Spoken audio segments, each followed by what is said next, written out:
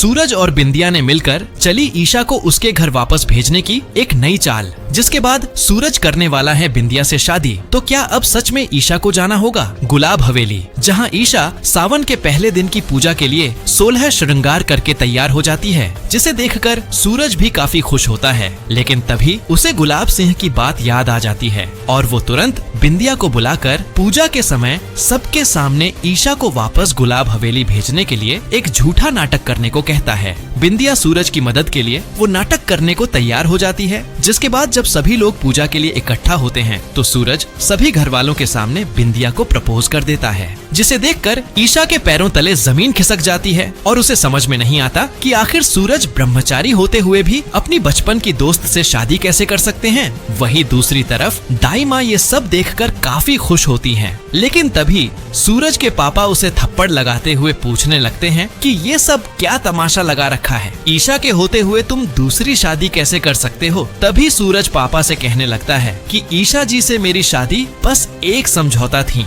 और कुछ नहीं, और मैंने कभी भी उसे अपनी पत्नी का दर्जा नहीं दिया और ना ही कभी दे पाऊंगा। इसीलिए अब ईशा जी को अपनी हवेली वापस चले जाना चाहिए। सूरज के मुंह से ये सब सुनने के बाद सूरज के पापा सबके सामने प्रण लेते हुए कहते हैं कि जब तक सूरज ईशा को अपनी पत्नी मानकर उसे इस घर में एक बहू का हक नहीं दिला देता, तब तक मैं अन्न को हाथ तक नहीं लगाऊंगा। पापा जी के इस प्रण को सुनकर सभी घर वालों के होश उड़ जाते हैं। सूरज पापा जी से अपना प्रण वापस लेने के लिए कहता है, लेकिन पापा बिना उसकी बात सुने वहां से चले जाते हैं और ईशा भी रोते हुए अपने कमरे में चली जाती है। तो अब अपकमिंग ट्रैक में ये देखना काफी इंटरेस्टिंग होगा कि क्या सूरज ईशा को अपनी पत्नी मानकर उसे इस घर में एक बहू का हक दिला पाएगा या फिर इस बार ईशा को गुलाब हवेली वापस जाना होगा।